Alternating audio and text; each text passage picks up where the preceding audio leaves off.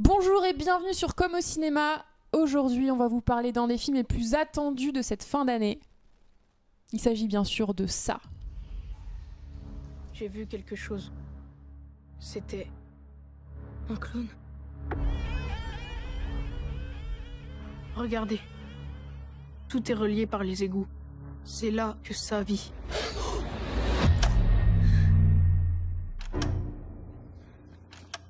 Qu'est-ce qui se passe? Je sais pas.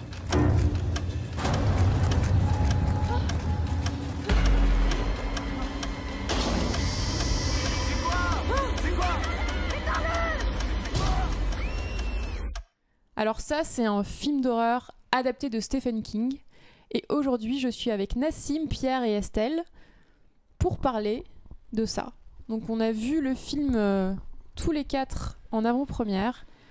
Et attention, on a tous adoré. Donc c'est un petit peu dommage du coup parce qu'on n'aura pas d'avis dissident. En même temps, le film est tellement bien que malheureusement, c'était l'unique solution en fait. Donc je vais commencer par Nassim. Alors, qu'est-ce que tu as aimé dans ça? J'ai aimé un tas de choses dans ça. Alors déjà, faut savoir que j'ai vu aucun trailer avant de voir le film, donc j'y suis vraiment allé les yeux fermés. Au début, j'avais un petit peu peur, j'avais peur d'un espèce de Stranger Things-like, parce que vous savez, enfin toi Chloé, tu sais que je suis pas trop ami avec cette série. Mais on va pas trop en parler parce qu'on n'est pas trop d'accord. Et du coup voilà, donc avec en plus un acteur de Stranger Things dans ça, j'étais un peu inquiet. Et honnêtement, c'est très très bon. Il y a vraiment rien à dire. Ce qui m'a beaucoup surpris, évidemment, on spoil pas, c'est cette scène d'introduction avec Georgie, la fameuse scène que tout le monde connaît avec le bateau. Prends-le. Allez, Georgie. Qui est vraiment jusqu'au boutiste, qui est totalement effrayante. Et je me suis retrouvé face à cette scène et je me suis dit, ok, j'ai l'impression que ça va envoyer. Et pendant 2 heures, c'est un espèce de tour de manège, ça s'arrête jamais, c'est toujours visuellement bluffant, il y a plein de bonnes idées, plein de jumpscares vraiment travaillés. C'est pas juste du jumpscare pour du jumpscare, juste pour faire peur aux spectateurs, c'est vraiment à chaque fois une recherche, aller toujours plus loin dans les peurs des personnages, et c'est ça vraiment qui est génial dans ça, qui ont fait la surprise de la rentrée. Moi qui étais sceptique, j'ai été totalement convaincu par ce film de commande, en plus un film de la Warner, un gros studio, mais qui va jusqu'au bout des choses. Bah, je suis en grande partie d'accord avec toi sur Stranger Things. Donc en fait, c'est pour ça qu'on a fait deux banquettes. C'est qu'avec... Je suis pas très Stranger Things non plus, désolée. Seul contre tous. Ouais, voilà. Non, moi, ce qui m'a surtout plu, pareil, j'avais beaucoup de réserves avant. Sur les premières images que j'avais pu voir, j'avais l'impression que c'était un peu grotesque, ça allait être un peu trop gros sur le monstre, le fameux clown. Mais ce qui m'a surtout plu, c'est que ça faisait très longtemps que j'avais pas vu un film de divertissement populaire qui a quelque chose à raconter en fait, qui a tout simplement un fond et qui se contente pas juste de nous foutre les pétoches. Et il y a vraiment des choses qui sont dites dans le film par la mise en scène, par des éléments qui sont vraiment intéressants. Alors bien sûr, je pense que c'est en grande partie dû au récit de Stephen King à la base, mais les choix qu'a fait le réalisateur, ils sont bons parce que il a repris ça, il les a pas mis de côté. Donc rien que pour ça, moi j'étais ravi de retrouver du bon divertissement que j'avais pas vu depuis très longtemps.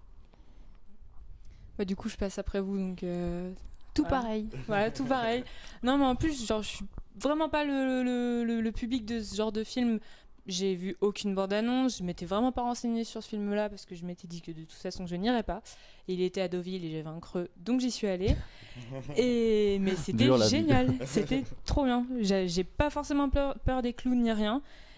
Et pourtant, en fait, t'arrives à flipper pendant ce film, mais comme l'ambiance générale n'est pas tout le temps... En fait, l'ambiance n'est pas tout le temps flippante. Du coup, t'as des temps morts pour respirer, pour vraiment après te concentrer sur le fond. Et ça fait vachement plaisir de voir un film d'horreur qui est efficace comme ça et qui n'est pas juste de l'horreur pour essayer de te faire flipper et qui en fait te dégoûte du film. Là, c'est vraiment intéressant et les personnages sont cool et le petit de Stranger Things était génial. Il est génial. Ah ouais, Je suis assez d'accord sur ça. Ces répliques, elles font toujours mouche, elles sont toujours très drôles. C'est clair. Mais alors je pense qu'il faut quand même, donc, comme on parlait de Stranger Things, forcément les gens ils vont y penser parce que c'est devenu la série populaire. Et puis ça se passe Qui- dans les années 80 alors que le roman et le téléfilm ne se déroulaient pas dans les années 80. Ouais, c'est Donc vrai. ça c'est quand même un parti pris qui est Bah, intéressant c'est de des la choix part du qui réel. peuvent. Alors, j'ai pas les réponses du réalisateur, mais je pense d'une part parce que les années 80, c'est aussi là qu'il a commencé à y avoir des enlèvements d'enfants et que ça a commencé à vraiment être quelque chose de reconnu aux États-Unis au début des années 80. Il y a aussi, parce que pour moi, la fin des années 80, c'est la fin du divertissement américain de grande qualité, que c'était les studios Amblin, Spielberg, tout ça. C'est après les années 80, je trouve que ça a un peu baissé à ce niveau-là. Et du coup, j'ai un peu l'impression qu'il nous dit, bah voilà, je fais un film comme à l'époque, pas comme Stranger Things qui joue plus sur la nostalgie avec des clins d'œil Ouais. qu'on peut apprécier ou non, mais vraiment dans l'idée, je fais un film à l'ancienne, tout en ayant une mise en scène assez moderne, mais dans le rythme, dans la manière de raconter les choses, dans les rapports qu'ont les enfants avec les adultes, ce que ça va dire sur la société notamment.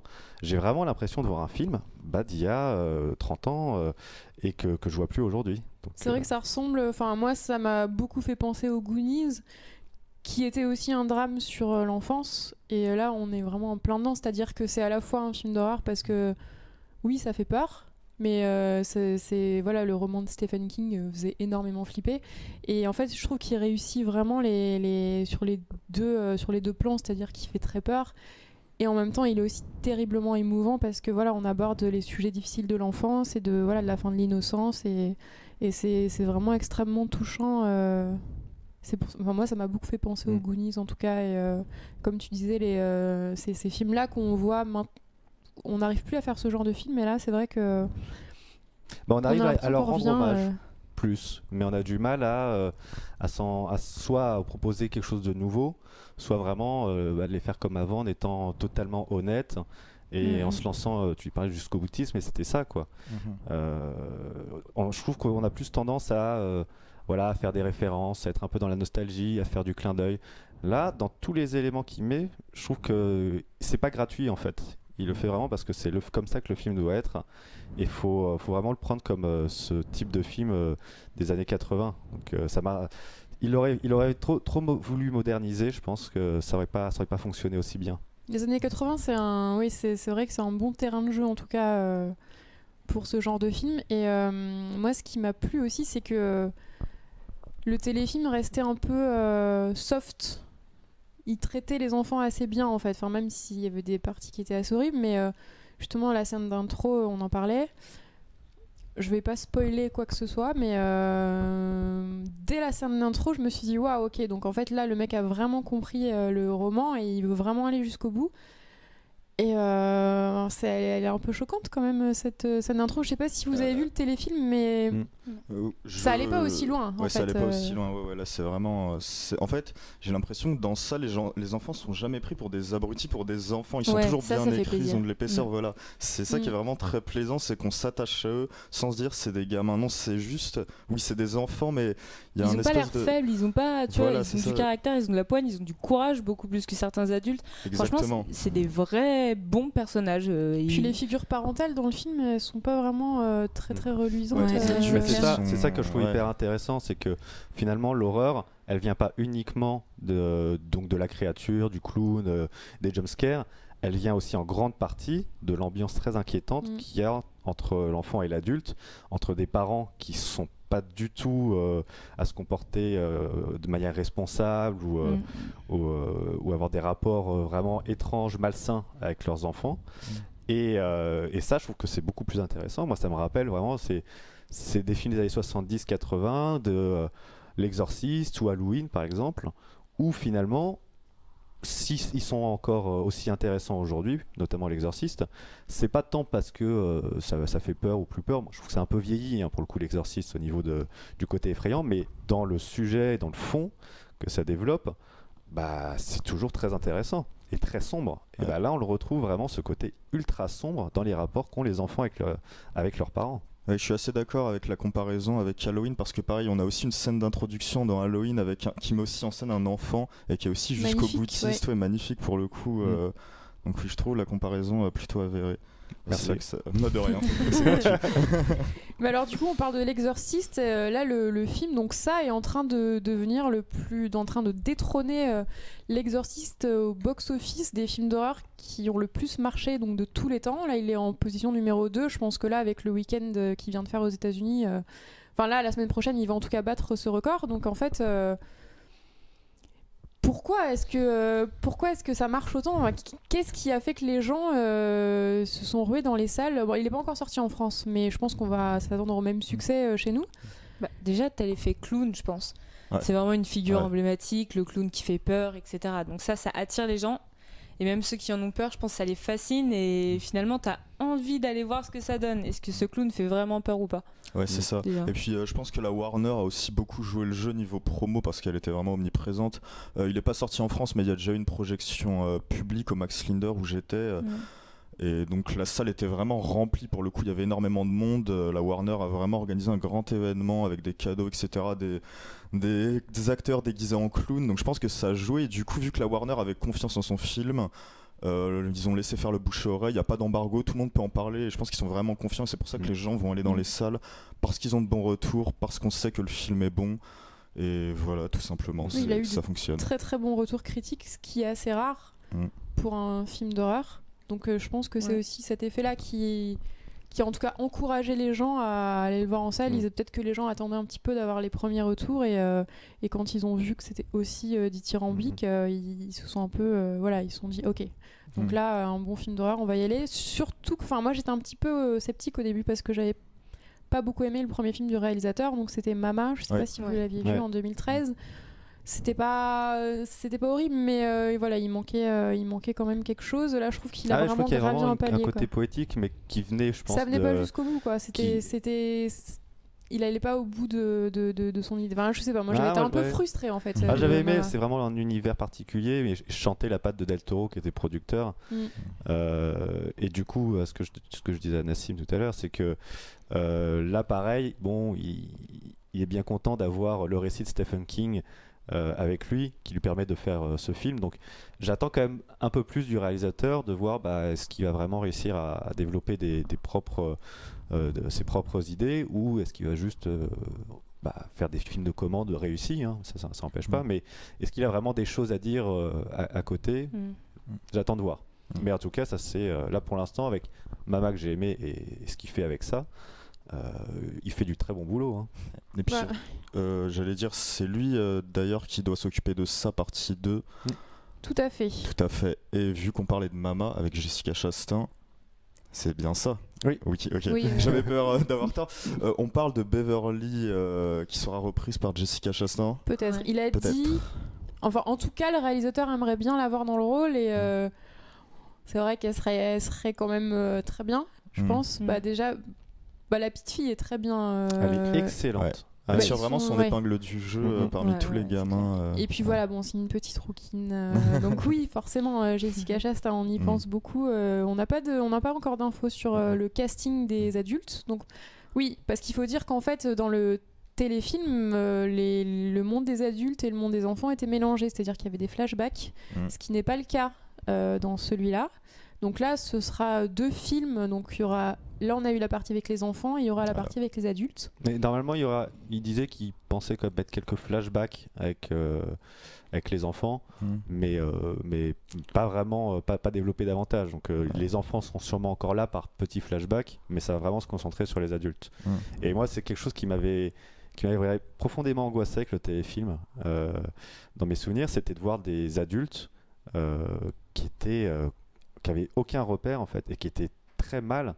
Et c'était très perturbant pour moi qui étais jeune de me dire mais ces adultes ils vont pas s'en sortir. Si eux ils s'en sortent pas, mais comment moi jeune je pourrais m'en sortir? Donc c'était très très inquiétant et j'espère retrouver ça dans sa deuxième partie.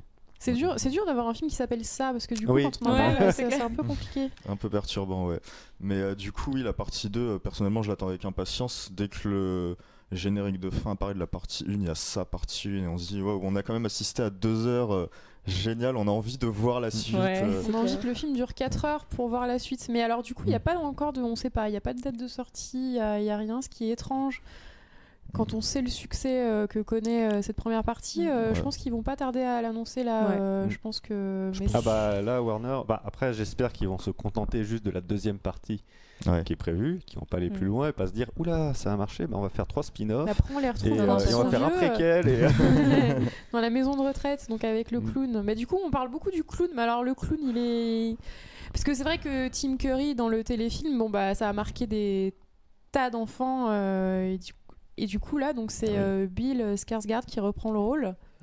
Bah, Tim Curry, évidemment, moi, le téléfilm, j'ai vu juste un petit bout, j'ai trouvé ça très mauvais, j'ai pas pu continuer.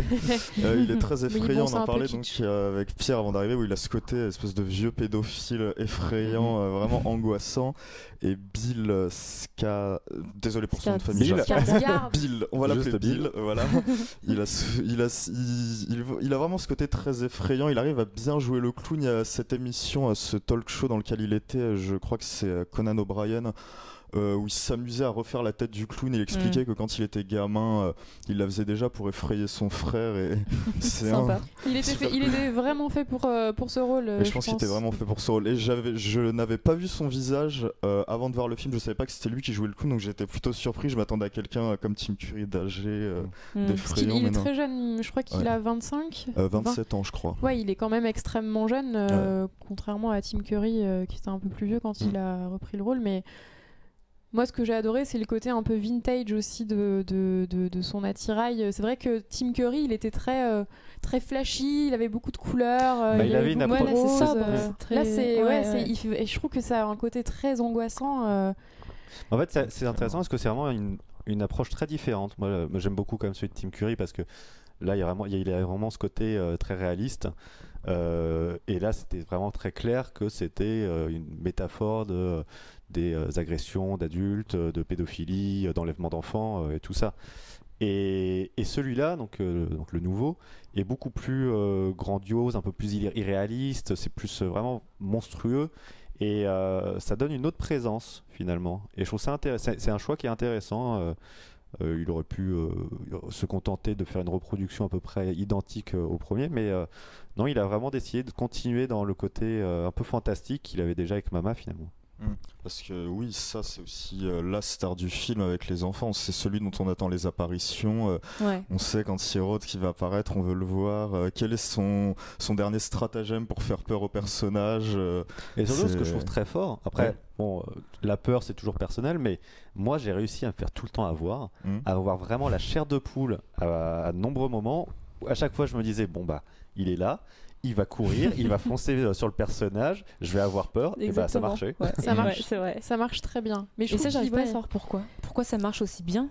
Je pense que je pense que c'est un bon timing aussi, c'est-à-dire que la tension s'installe peu à peu et je trouve que c'est bien dosé et surtout il est pas, c'est le clown, c'est une grande partie, mais il est pas tout seul. Il y a aussi d'autres monstres, parce que c'est vrai que ça, c'est pas juste le clown, c'est c'est les peurs des enfants qui se métamorphosent en plusieurs entités démoniaques et je trouve qu'elles sont toutes extrêmement flippantes et dérangeantes. On dirait vraiment c'est des cauchemars et du coup je trouve qu'il y a une vraie tension qui s'installe dans le film. Je pense que c'est aussi une histoire de timing et c'est pour ça que je trouve qu'il a vraiment il a osé garder un moment de tension pendant de longues minutes. Je me souviens, il y a plusieurs scènes qui s'enchaînent où les enfants voient chacun leur tour l'apparition. Alors c'est un petit peu long, j'ai trouvé quand même, il y a un moment c'est vrai que le schéma se répète un peu. Voilà. Mais l'effet est quand même intéressant parce que j'étais tendu pendant peut-être une demi-heure, je crois, non-stop. J'étais très très mal dans mon siège, j'étais vraiment tendu et c'est intéressant comme approche aujourd'hui où les films, faut que ça aille très vite, faut pas laisser de temps mort aux spectateurs. La Warner, ils ont dit ok, on te laisse faire avec ce montage-là, donc. Et il y a un moment aussi en particulier, je vais rien spoiler, mais il y a un moment où ça se fait vraiment oublier, où j'ai oublié qu'il était là, et il m'a surpris, il est réapparu, et je me suis dit, ah oui, c'est vrai, mais il y a un clown dans le film. Parce que voilà, le réalisateur prend le temps de s'intéresser à autre chose, on oublie un petit peu ça, il reste en fond, puis il réapparaît, il nous surprend à nouveau, et ça qui est vraiment dingue. Et comme tu disais, les peurs qui se métamorphosent, moi je pense surtout à une que je trouvais effrayante dans le film, c'est le tableau. Ah oui, je sais pas en parler parce que je savais pas si c'était un spoil ou pas, mais on va pas spoiler, mais il y a un tableau qui voilà. Effrayant. C'est Qui vrai me fait- parce que des fois dans les films d'horreur, quand on voit les monstres, finalement on a moins peur que quand on les imaginait, mais là je Mhm. trouve que c'est l'inverse. Exactement. C'est-à-dire Ouais, que quand on ouais. les voit, c'est encore pire que ce qu'on imaginait, quoi, Mm. parce que voilà, c'est vraiment les peurs des enfants. Enfin, ils sont pas sous le lit, mais ils sortent de l'ombre comme ça, on sait pas trop ce que c'est. On se met vraiment à la place des enfants et ouais, c'est vraiment terrifiant, quoi. On n'est pas bien quand on sort de la salle. Mm. On a eu j'étais quoi pas d'autre bien, ouais. comme film d'horreur cette année? Parce que c'est peut-être ça aussi qui joue sur le succès de ça. Bah, alors Il y a moi eu j'ai beaucoup aimé Grave. Annabelle 2. Ah oui. Ah ouais? J'ai Ah. trouvé Juge très pas, bien. ça va. Bon. Est-ce que c'est cette année qu'il y a eu Ouija 2? Parce que moi perso j'ai adoré Ouija 2. J'ai adoré aussi Ouija 2. En Ouais. fait, je trouve que Annabelle 2 et Ouija 2, bah, bizarrement, c'est deux très bonnes suites qui Ouais. surpassent les Ah, mais je suis les d'accord. premiers volets, quoi. Bah, ne serait-ce que Ouija 2, c'est réalisé par Mike Flanagan qui a fait Hush, Before I Wake, donc c'est plutôt de bons films d'horreur. Donc c'est un film de commande réussi. Cette année, il y a eu Get Out aussi, 2017. Ah oui, ouais. Mhm. Il y a eu Enfin, Gra- qui était Très différent, ouais, du qui était coup, plus Plus un particulier, drame mais social. qui était Ben, l'autre ouais. gros succès. Oui. Non, c'était pas Warner aussi qui le sortait, j'ai un doute. Univers. Ouais, Universal. Ouais, je crois que c'est D'accord. Universal. Mais, Mais Annabelle 2, c'était tu, Warner. tu demandais pour le succès de ça. Je pense aussi que, mine de rien, il y a. Je pense que le personnage, il est ancré un peu dans l'inconscient collectif de beaucoup de gens. Et dès qu'ils ont annoncé un reboot de ça, bah, tout le monde savait ce que c'était. Tout le monde, même Ouais. ceux qui finalement l'avaient pas vu le téléfilm, bizarrement, ils savaient, bah tiens, oui, c'est le clown flippant dont on avait fait un téléfilm et il y avait un livre de Stephen King. Et donc déjà, les gens étaient intéressés en fait. C'est le personnage en lui-même et ce qu'il y a autour qui je pense, attire. Donc, Et alors, petite anecdote, si vous ne le saviez pas, donc le clown est censé revenir tous les 27 ans. Et ça fait exactement 27 ans que le téléfilm de 1990 est sorti. Mais j'espère qu'on n'attendra pas 27 ans avant de voir la deuxième Ah partie. non. Non, Ça mais serait- ça serait on drôle. peut faire confiance au studio. Dans 27 ans, on aura une nouvelle version de ça. Ouais. Bah alors, est-ce qu'il y a des choses qui vous ont déplu? Parce que là, du coup, c'est vrai qu'on a adoré le film. Ouais. Est-ce qu'il y a des points un peu négatifs à aborder? Moi, je vais juste survoler ce point vu qu'on peut pas spoiler. J'ai juste trouvé que la fin tirait en longueur. J'ai eu vraiment du mal avec l'épilogue, etc. C'était un peu long, un peu moins original et moins recherché que les autres scènes du film. Mm. Donc voilà, c'était un petit peu ma seule déception. Sinon, voilà, ça reste un bon film pour moi. Tout simplement. Allez voir, mercredi. Alors moi, bon, juste j'ai trouvé qu'il y avait trop de musique et il y a trop de moments où je me disais mais non, la scène se suffit à elle-même. Les enfants sont à vélo devant une maison flippante, c'est déjà assez angoissant. Pas besoin de nous mettre la musique pour nous dire hé, là il faut que t'aies peur. Je trouve qu'aujourd'hui on fait trop souvent ça et j'aurais aimé qu'ils ralentissent un peu là-dessus. Et autre point pseudo négatif, c'est sans trop en dire, mais donc l'héroïne, la jeune fille qui finit par sortir avec un des garçons. Bah, moi j'aurais aimé que ça soit le petit gros plutôt, Ouais, histoire de exactement. donner une chance au petit gros parce que c'est quand même dégueulasse. C'est très marrant parce que justement en sortant de la salle, j'entendais des gens dire ça en privé. Je passe à côté d'eux, j'entendais oui, mais elle aurait dû. Je suis d'accord. non, mais ce On personnage choisit féminin. jamais les petits gros, c'est dégueulasse. Non, mais c'est pas ça, c'est que ce personnage féminin déjà est assez plein de controverses au sein même du film par rapport aux parents des autres enfants et tout ça quand même. Et je sais pas, je l'ai trouvé un peu mal exploité. Elle est encore pleine de petits stéréotypes, de trucs qu'on lui met sur le dos. Je sais pas, je trouve qu'elle a pas été traitée assez finement. Enfin, son personnage n'a pas été écrit assez subtilement. Enfin, je trouve des fois ça, tu vois, c'est assez bourru. C'est ouais.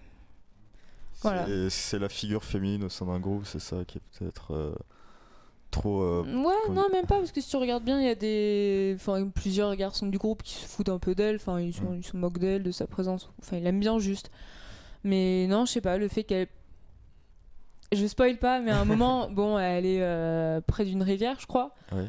Et tous les garçons la regardent et. Et je pense Ah à oui, ça ah ouais, justement. j'adore Oh cette là scène. là, c'est chiant. Ouais. c'est Très enfin. drôle. Ah non, Moi j'ai trouvé j'adore. ça drôle. Et- je mais- trouvais qu'il y avait mais- beaucoup d'humour en et- fait. Ah oui, il y a des éléments ouais. qui sont c'est très très drôles. drôle. Et cette scène en question, donc où elle est au bord de l'eau en train de bronzer et les garçons ils la regardent, déjà Ouais. c'est très naturel pour des garçons de C'est cet ça, en âge-là.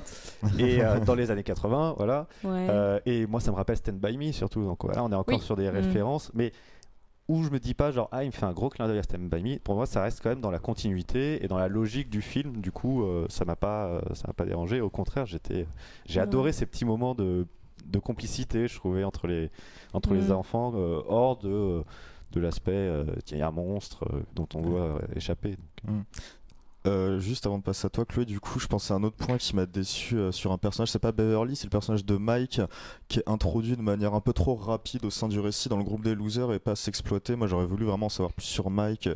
je t'avoue, je C'est ne sais lequel même plus le gars là. C'est le seul personnage afro-américain du Ok, jeu. ouais, Ah mais, oui, je vois. mais Celui qui est il bien est venu très chez présent Loser. dans le téléfilm. Enfin, en tout cas, Mm. c'est un des adultes qu'on voit le Ça plus. commence par lui, il me Oui, semble. c'est ça. Ok. Bah, j'espère que dans la partie 2 on verra plus Mike parce que j'ai envie de voir plus Mike et d'en C'est savoir vrai. plus sur lui.